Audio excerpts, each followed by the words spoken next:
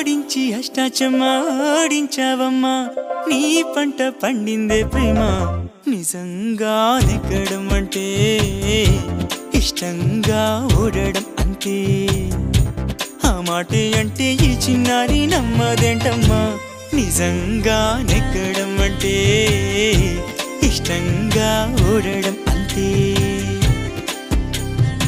ఆడించి అష్టాచమ్మా ఆడించావమ్మా నీ పంట పండిందే ప్రేమ నిజంగా నెగ్గడం అంటే